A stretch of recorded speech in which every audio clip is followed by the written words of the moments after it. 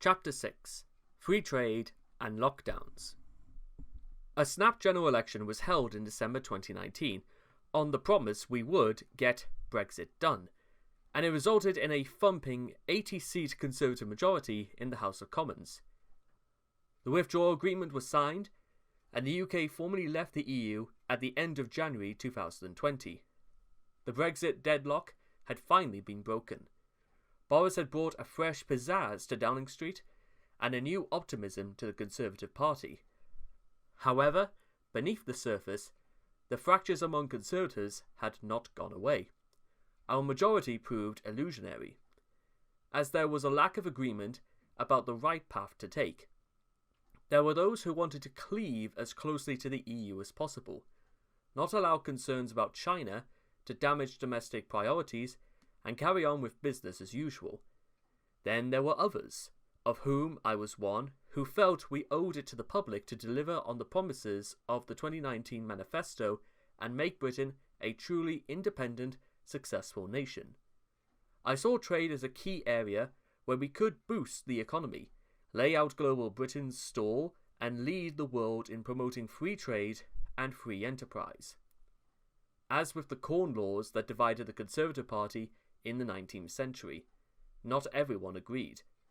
There were those with anti-growth instincts who wanted the UK to simply replicate the trade policies of the EU, including their measuring table of commodity codes to calculate agricultural tariffs, which had 504 different classifications of biscuit.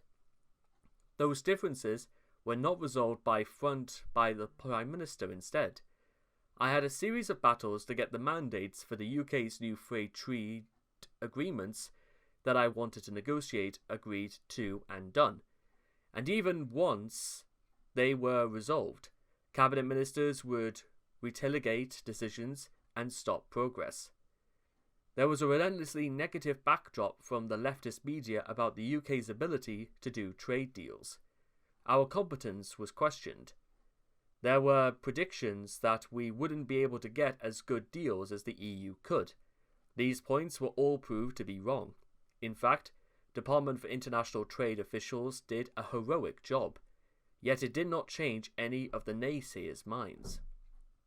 The Brexit withdrawal agreement with the EU was largely out of my hands, but it occupied the full efforts of the first months of Boris's government, as he sought to succeed where Theresa had failed.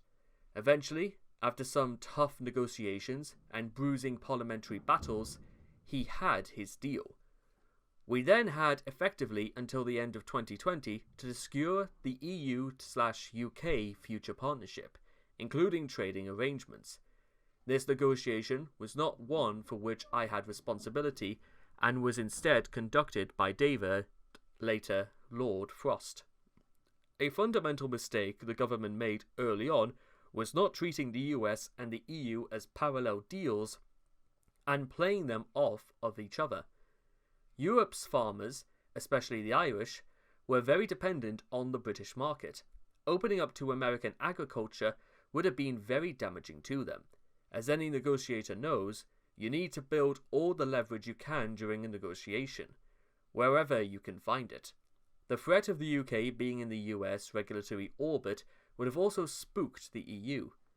I advocated a list of pain that we could inflict on them if we didn't get what we wanted. Sadly, it was not used. The government laid down our weapons in the EU negotiations by offering tariff-free access both ways for agricultural products, rather than negotiating hard line by line. This was a mistake. Every trade negotiator knows agriculture is the hardest part of any deal because all countries have a protectionist farming lobby. The balance of trade was in the EU's favour because they exported much more of us to them than they did to them. We should have traded off reducing tariffs for something else in turn. We may have ended up with a zero-tariff relationship, but we could have secured more in return. I find myself in alliance with the National Farmers Union and the Environmental Food and Rural Affairs Secretary, a rare moment of common cause. Despite the pugnacious "get Brexit done" mantra of that time, Michael Gove, who is now Minister for the Cabinet Office, and his close ally Dominic Cummings, the Prime Minister's chief advisor, were not keen to pursue an ambitious trade agenda. They wanted to focus on simply rolling over existing EU trade deals and play down the possibility of new arrangements with other potential majority trading partners. They had anti-growth instincts, and they also worried the EU could cause us major pain. The power of the Treasury and the wider establishment, which had spent more than 40 years under the EU comfort blanket, was significant. It was a strategy for risk mitigation, not one that was going to drive economic growth. I wanted to get on with what I saw as the biggest prize, and what should have been our priority: a new trade deal with the US. Even the Treasury's economics had deemed it the number one economic opportunity of Brexit. This would take time, and in order to achieve results before the next general election, and indeed the next US presidential election, we would need to get going fast. My belief had always been that we should have started these talks years before, in parallel with negotiating the withdrawal agreement, using it as leverage to get a better deal from the EU. That hadn't happened, but I still believe we could have made up for lost time. This was an argument I had from the moment I was appointed International Trade Secretary in July 2019. At that time, we had in Trump a US president who had talked about a US-UK free trade agreement on many occasions and was evidently sincere in his desire to reach what he called a very big trade deal. With a presidential election due the following year, in which a less favourable candidate could be elected, there was a narrow window to get something done, and I was determined we should use it. My first official meeting as International Trade Secretary was with the US Ambassador to London, Woody Johnson. I made clear to him that the deal was my top priority. Woody was beyond enthusiastic and determined to do all he could to assist. The following week, I travelled to Washington for talks with my counterparts, US Trade Representative Bob Lighthizer and Secretary of Commerce Wilbur Ross. Lighthizer is a tough negotiator and not a free trader. One of his early roles was negotiating with the Soviet Union on grain quotas under President Ronald Reagan, but was very likable, conservative, and I could work with him. You always knew where you were with Lighthizer. He said what he meant and meant what he said. I wasted no time in getting down to business, and we had some substantive discussions, somewhat to the surprise of my officials, who had tried to play down expectations of anything more than a round of courtesy meetings. While in Washington, I made a speech at the Heritage Foundation in which I quoted Reagan's 1980 campaign slogan, declaring that as far as trade agreement was concerned, the time is now. This got a negative reaction from number 10 apparatchiks. In September, I was back in the US for the UN General Assembly, where I met ministers from around the world. I was not scheduled to attend Boris's meeting with Trump. This was despite the fact that Trump would be accompanied by a large delegation including Lighthizer, Vice President Mike Pence, Secretary of State Mike Pompeo, and about half the US cabinet. As was the wont of the deep state, Boris was the only politician listed to attend from the British side, accompanied by foreign officials. I was keen to attend to talk about trade and was also concerned about US threats to slap tariffs on Scotch whisky, which they, alas, did do the following month. So after attending an early morning business reception with Boris at Hudson Yards, I chased him down a fire escape, grabbed him by the shoulders, and demanded to come. He agreed, and further official protests were duly elbowed aside. At the meeting itself, which took place in the basement of the UN building, I sat alongside British officials on one side of the Prime Minister, while on the President's left sat Vice President Mike Pence and Lighthizer, with a large media presence recording the event. Trump opened the meeting by telling Boris, "We're going to be discussing trade. We can quadruple our trade with the UK, and we can, I think, really do a big job. Bob Lighthizer is here, our trade representative, your trade representative is here, and they've already scheduled today us to continue negotiations. But we can have substantially more trade with the UK. and we look forward to doing that. In his remarks, Boris also expressed his hope that we could make a lot of progress quite fast on trade, before going on to talk briefly about other issues and field questions from journalists about events back in the UK. As usual, the British media were distracted by the latest turn in the Brexit drama. The UK Supreme Court had just ruled that the government's prorogation of Parliament had been unlawful, news of which had woken us up at around 6 a.m. in New York. Once the media had left, Trump was even more loquacious about the opportunities for a trade deal. He was enthusiastic and entertaining and clearly very enamored with Boris. He repeated that we could quadruple trade between the US and the UK and said that we would outdo Germany. He urged Leitzer and me to get on with the talks. Leitzer made some hardball comments as usual. I said we were ready to go. Every time Trump talked trade, Boris kept trying to move the conversation to Iran and the Joint Comprehensive Plan of Action, the JCPOA nuclear deal. This clearly was not a ripe avenue, as there was a fundamental disagreement between him and Trump. I'm not sure if this focus on Iran was a result of the Foreign Office brief, or whether it was because of the negativity in Downing Street towards the whole prospect of a trade deal. I have no doubt that we could have done a trade deal with Trump. We missed that opportunity, as well as the anti-growthers in the cabinet. Many, in the number 10, unfortunately seem to want to hold Trump at arm's length for political reasons. The UK media leftists in the Conservative Party were keen to insult him at every opportunity. My view was that he was the leader of the free world and an important ally. I found it all deeply frustrating. Here was a US president who was keen to do a trade deal with the UK, no more back of the queue as Obama infamously threatened while visiting the UK in the run-up to the 2016 referendum. At the margins of that very same UN meeting, Trump and the Japanese Prime Minister had signed a new trade agreement. In time, we could have done that too. It might not have been perfect, but it would certainly have been beneficial to both our countries and would have strengthened our hand in negotiations with the EU and others around the world. Ultimately, we threw away that opportunity. Boris, I believe, had instincts that were closer to my own. Whether I pinned him down to give a clear direction on that issue, he backed my position.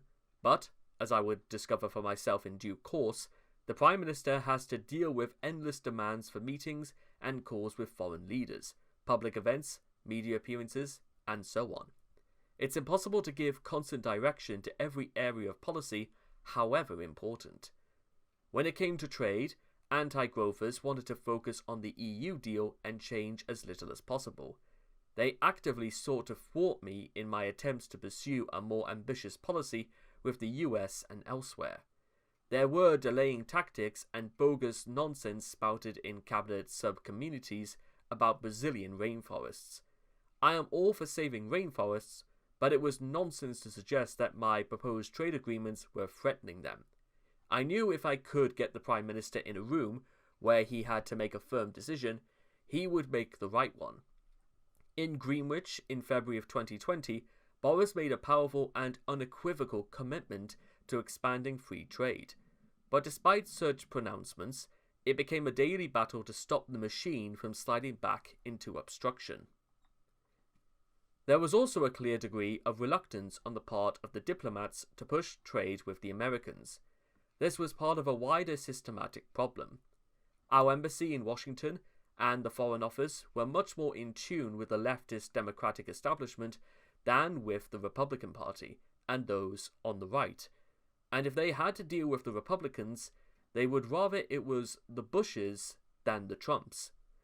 I had seen this dynamic on the first ministerial visit to Washington as Environmental Secretary back in 2016. I wanted to visit the Heritage Foundation and see Niall Gardner, who heads up its Thatcher Centre for Freedom. Before I'd even left Britain, the British Embassy in Washington, via the Foreign Office, was raising concerns. This was because Gardner had criticised the Obama administration as well as the British government. I told them I wanted to go ahead with the visit. On arrival at the embassy, and then Ambassador Kim Darroch, tried again over welcome drinks to dissuade me from visiting the Heritage Foundation. I told him, I'm a conservative politician, and this is a conservative think tank in America. I wanted to go to Heritage. They relented, but the official car dropped us off 2 blocks from our destination, as though the sight of the ambassadorial limousine outside the Heritage Foundation would trigger sort of diplomatic incidents. Unsurprisingly, when Trump took office, the official British diplomatic establishment had developed no real links with him or his people. Instead, they continued reaching out to their old friends at the Democrat-leaning think tanks and foreign policy organs, such as the Atlantic Council. There was apparently no concern then about offending the incumbent administration by speaking to the other side. Indeed, when I first proposed making my 2019 trade speech at the Heritage Foundation, there was almost the same reticence from the Foreign Office and the embassy as before. I finally managed to get Boris to sign off on starting trade talks with the US when he was holed up at St. Thomas Hospital in London while recovering from COVID in April 2020. I knew he would have his mobile phone on him and be free of the nefarious Downing Street influences. We then kicked off negotiations by video in May, and these continued for the next few months. However, with the US election looming, talks were paused after the 4th round of negotiations in October of 2020. They were resumed, we had started too late, still working on getting the whiskey tariff removed. I was on a phone call with Leitzer on the 6th of January 2021. Sitting in the executive office building, he remarked to me in passing that the street was full of people with huge American flags walking towards Congress. Little did I realize how seismic that event would turn out to be. We did eventually get the whiskey tariff removed in the summer of 2021, with my special advisor Sophie Jarvis, in particular, having pushed hard on a political level in talks with the new Democratic administration. Indeed, we secured a deal before the EU did, much to the annoyance of officials in the European Commission. But with Biden as president, it was made quite clear that a trade deal with the UK was no longer a priority. We had missed the boat. As well as working on the US, I had to secure continuity trade deals with 68 nations before the end of December 2020, when our EU exit would be implemented and our existing deals with those countries would end. Having not an independent trading country for nearly 50 years, there was work to be done just to get the negotiations in place and build up the necessary capacity. This was particularly the case given that dozens of such agreements would have to be negotiated in parallel. Many of these agreements were dismissed as just rolling over the existing deals we had as an EU member, as though it was simply a matter of cutting and pasting them into a new document. It was ironic that the same Brexit skeptics who had previously said it would be impossible for the UK to get as good deals as the EU now took it for granted that we would. It was not an easy matter to get countries to agree to the same terms of trade they already had with the EU. In particular, they could not reduce the size of the import quota for a particular product. For example, butter. Therefore, in any agreement with the UK, they were effectively having to give additional market access for that product. Every country has its sensitive sectors it wants to protect, like Singapore's financial services or Canada's dairy industry, and lots of countries use the opportunity to seek new access to the UK for everything from strawberries to rice to chicken. The ministerial team and the negotiating teams and I were involved in an unprecedented flurry of negotiations to secure these deals. Many of these came down to the wire, and there were tricky moments during each of them. But by December, the finalized agreements had begun to pile up. On the 3rd of December 2020, we signed a deal with North Macedonia, followed by one with Egypt on the 5th of December, and then a significant one with Norway and Iceland on the 8th of December, the same day as we signed an agreement with Kenya. The following day, we signed the UK-Canada deal, followed by Singapore the day after that, then Vietnam on the 11th, Switzerland on the 14th, Mexico on the 15th, and Moldova on Christmas Eve. In the week after Christmas, it was perhaps appropriate that we had Turkey left over to sign, which we did on the 29th of December. In total, we had concluded trade deals covering 68 countries by the end of the year, a real Herculean achievement by the negotiators at the Department for International Trade. The most important deal done that year was with Japan, the third largest economy in the world and a key UK ally. In September 2019, I had kicked off the process in Tokyo with Foreign Minister Toshimitsu Motegi. We both agreed that we wanted to go further than the existing EU deal and include more terms on digital trade and business visas to deepen our close economic relationship. The sticking point was on the issue of quotas, most significantly, or speciality, on blue cheese. When Motegi visited London for talks in August 2020, he told me it was impossible to keep the same level of access for British blue cheeses like Stilton. This is because the Japanese national diet had specifically ruled out expanding the quota. It's one of the ironies of trade negotiations. Deals worth billions could potentially be blown off course by a single product. Eventually, we managed to find a solution that guaranteed our exporters access. The UK-Japan Comprehensive Economic Partnership Agreement was the first major trade deal signed by the UK as an independent trading nation. It pointed the way to other deals in the future and demonstrated that we were able to secure better and more bespoke terms for British exports than we had done as members of the EU. When I went to Tokyo to sign the final agreement in October 2020, I took Motegi a pot of Stilton. It has now become a running joke in celebration of the deal. I had the honour of feeding the carb at the Foreign Office building, a privilege that had most recently been extended to President Trump. The deal was also the first step towards the UK's joining the Comprehensive and Progressive Trans-Pacific Partnership, the CPTPP, a trade agreement among 11 nations. This was important in order to take on China and its unscrupulous trade practices.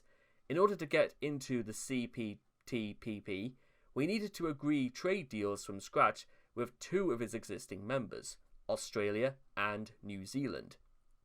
I had known Tony Abbott since he was Australian leader of the opposition, when he had consulted me about childcare reforms during my time at the Department for Education. I knew he would be the perfect person to sit on the revamped UK Board of Trade. He was positive about global Britain and had negotiated trade deals as Australian Prime Minister. He was also a human dynamo with infectious optimism. I went on my first visit to Australia in September of 2019. It was love at first sight, like Britain, but without the hard-ringing and declinism. I toured Sydney Harbour, promoting British exports, and met all the key political players in Canberra, including new Prime Minister Scott Morrison.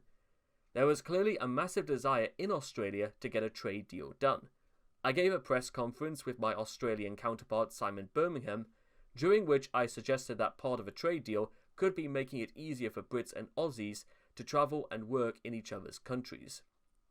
It was the night of the Midwinter Ball in Canberra, an annual event which that year featured a tropical theme, right down to the guests wearing galans. That night, it served as a victory lap for Morrison for recently winning the election he'd expected to lose. After the ball, I headed back to the UK High Commissioner's residence where I was staying before heading off to board a flight for Tokyo at 4:30 a.m, during which I was able to sleep off the evening. It was only when I arrived in Japan that I learned Number 10 was outraged that I had been promoting the free movement of people with Australia. I was duly slapped down for proposing to make it easier to live and work in Australia for young Britons and in Britain for young Australians. This was completely different from free movement of people across the EU, which put no checks or controls on people entering Britain from the EU when we had been members. In fact, the final trade deal did enable young Brits under the age of 35 to travel freely to Australia and be able to work without having to labour on a farm. By the time negotiations formally started, the COVID pandemic had taken hold, so we did our kick-off video aboard the Cutty Sark the historic tea clipper in Greenwich, there were months of talks and various sticking points, including whether there would eventually be tariff-free access to all products that included beef and lamb, and the removal of the farm work requirement for Brits going to Australia. It quickly became clear that our biggest problem was not with Australia, but with anti-growth colleagues in the British government, who didn't want us to diverge from the EU and didn't want to have free trade with Australia.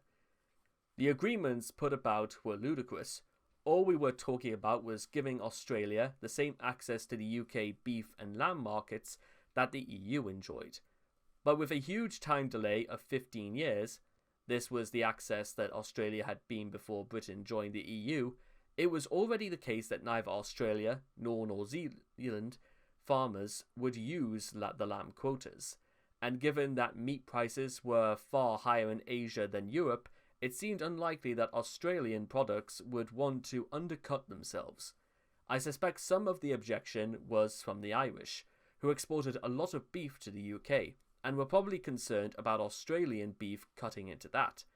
Throughout the process, the agricultural lobby and their friends in the anti-growth environmental lobby tried to claim we shouldn't do a deal with Australia because they had low animal welfare standards. This wasn't true. Aside from that, Australia is a sovereign nation not subject to British law, but this didn't stop misinformation being spread. One advisor to DEFRA, Henry Dimbleby, had to apologise to me for emailing me graphic pictures of Australian veterinary practices that were designed to prevent parasitic disease. There were many leaks about arguments around animal welfare and the Australian trade deal in the press. I got a call from Boris, who asked me if I'd leaked anything. It was obviously not in my interest to do so. I told him it had been Gove. And what did he expect, given that Gove was a serial offender? I asked him if he thought Gove had been leaking. He replied, "Do bears shit in the woods?" Even at the last minute, Gove tried to stop the deal from happening in a cabinet subcommittee meeting. I pointed out that he had given away quota-free access to the EU, and he'd seemed perfectly happy with that. We were merely giving Australia the same terms but within a 15 years delay, which in any case was much less of a threat with that of Australian being on the other side of the world.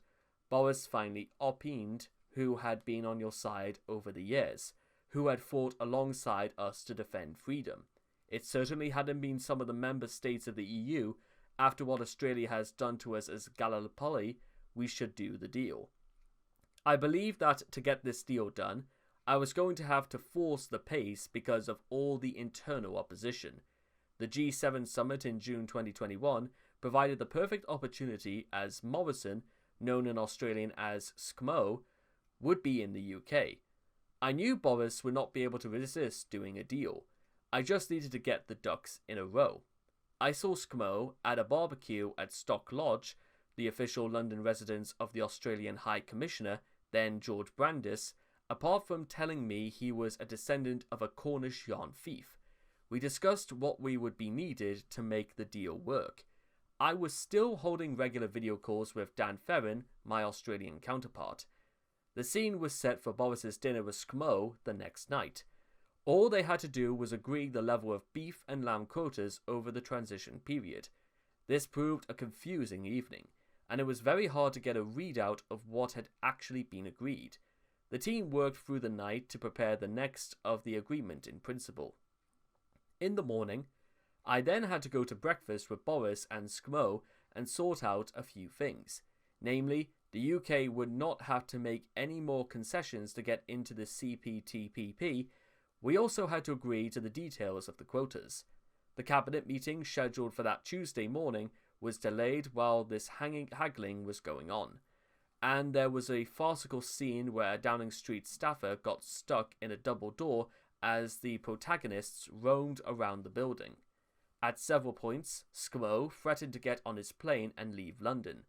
Eventually, it was all nailed down. We had agreement in principle. The UK-Australian trade deal is an example of what can be achieved between two close allies with huge economic and social benefits to both.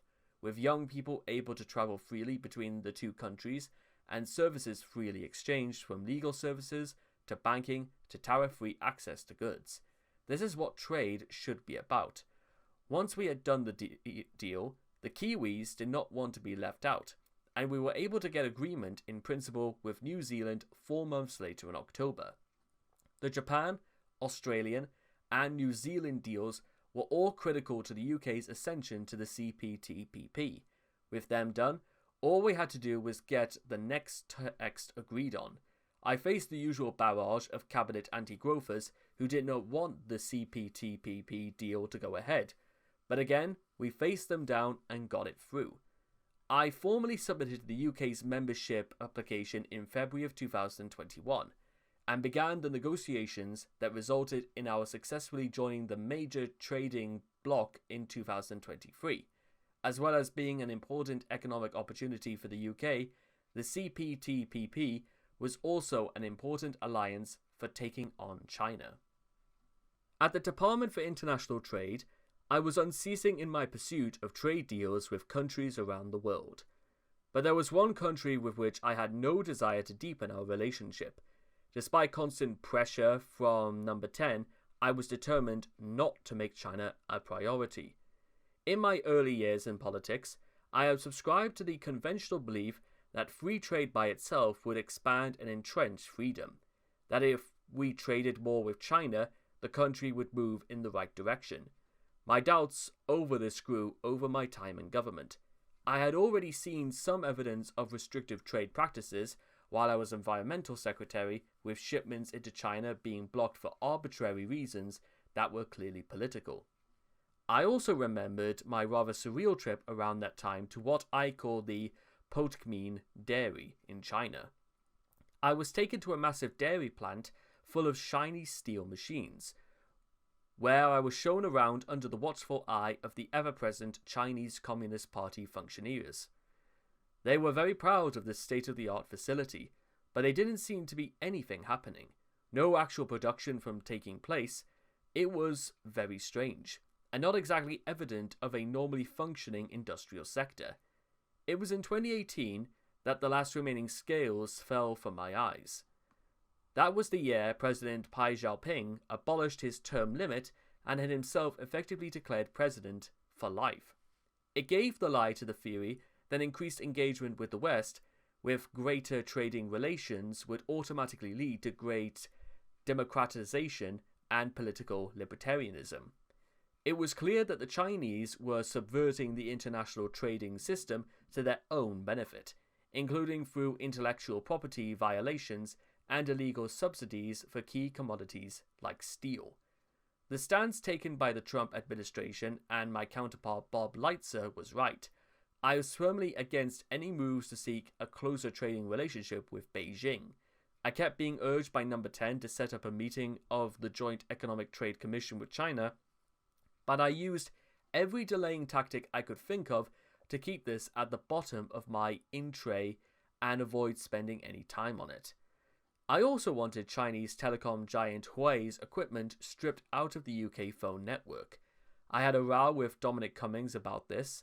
He said we wouldn't meet our 2025 target for broadband availability if we took their equipment out of the network. Yet again, the UK's long-term security was being trumped by short-term economic interests. Later on, under pressure from the US security establishment, we ended up having to do it anyway. A free market can only exist where there is trust. That means property rights and the freedom to work within facing coercion. Slavery has no place in a free market. If goods produced with slave labor are being flooded into a market where everyone else subscribes to basic human freedoms, that is not a fair system or a truly free market. We should always ask if a trading relationship enhances freedom and democracy or undermines it. In the case of countries whose entire system is built on exploitation of their people and hostility to Western ideas of freedom, the answer should be obvious. Thus, I believe it was a huge mistake for the West to have allowed China into the World Trade Organization, and to have opened up ever greater economic ties. Not only has this failed to improve human rights and democracy for people in China, but it has hugely boosted the global power of a country that is actively hostile to us and our interests. Regrettably, the WTO has been powerless to change this. China frequently levels hostile trade sanctions against supposed trading partners. For example, in 2020, when Beijing imposed tariffs on a range of Australian imports in apparent retaliation for the Australian Prime Minister's call for an independent investigation into the origins of COVID, in the absence of credible institutional restraints, we must accept that we cannot regulate the behavior of hostile economic actors. Instead, we should seek to limit our trading relationships to those who share our values and our belief in economic and personal freedom. We need to develop a trading network of allies in the free world and shut out our enemies. This bloc can be an economic NATO, in the same way that Western countries have clubbed together to impose punitive sanctions on Russia. We should band together to push terms of trade on China. During the Cold War, Western allies cooperated closely to decide how to deal with the Soviet Union. There was a sense of shared interest in the name of freedom against those who sought to undermine us. We would never have had Western leaders flying to Moscow to ply their exports and toast new trade deals with members of the Politburo. Yet today, we see this constantly from President Macron of France to US Treasury Secretary Janet Yellen. Of course, I was getting my feet under the table at the Department for International Trade. China was about to create an even greater problem for the world. The Prime Minister's Greenwich speech on trade in February 2020 was one of the last big moments in politics before the COVID pandemic changed everything, both for the world and for him personally. A week earlier, on the 30th of January, the World Health Organization had declared the outbreak to be a public health emergency of international concern. That same day, the first 2 cases in the UK were confirmed. More followed during February, and health authorities in the UK issued advice to the public to wash their hands regularly to limit transmission of the virus. Despite these concerns rumbling in the background, there was no sense of just how massive an issue it was going to be. I was getting on with my job, including preparing for the WTO's General Council meeting in Geneva at the start of March, where I would retake the UK's independent seat and become the first British minister to represent our trade interests at such an international meeting since Peter Walker nearly half a century before. When I tried at the meeting on the 3rd of March, the impact of COVID was starting to be felt. Instead of shaking hands, ministers and officials bumped elbows, somewhat awkwardly and self-consciously. As I made my speech, proudly declaring that Britain is back, the Prime Minister was speaking at a press conference in Downing Street alongside the UK's Chief Medical Officer and Chief Scientific Advisor to unveil the government's coronavirus action plan. From then on, things moved rapidly. Pictures on the news showcased chaotic scenes in Italy, which began to implement regional and then national lockdowns. Fears grew of similar measures being required in the UK. On the 16th of March, Boris gave another press conference and advised people to avoid unnecessary social contact and to work from home if possible. A week later, the first national lockdown was announced, with people instructed to stay at home. Like everyone else in the country, this had an immediate impact on me and my family. But the work of government carried on, with all of us becoming much more familiar with Zoom and other online video conferencing platforms. Cabinet meetings took place virtually, and after a while I was able to resume trade meetings with my counterparts around the world. While I was not directly involved in the pandemic response, my main concern was to ensure that trade routes remained open for essential supplies. Despite the imposition of emergency services and measures and restrictions at ports around the world, at one point early on, we were 2 weeks away from running out of a paracetamol, and I had to lobby the Indian government to help us obtain vital supplies. The whole pandemic was a grim experience, but one of the most shocking moments came on the evening of Sunday the 5th of April. Sitting on my sofa at home, I received a phone call from the Cabinet Secretary, Simon Case, to tell me that the Prime Minister had been taken to hospital. Boris had been ill with COVID during the previous week, and his symptoms had been getting steadily worse as he self-isolated in the Downing Street flat. There were a few cabinet video calls in the preceding days where we could see he was not at all well. Initially, it was announced that he was going into St. Thomas Hospital as a precaution, but the following day, we heard he had been taken into the intensive care unit. This was profoundly alarming, and it was made very clear that this condition was causing serious concern.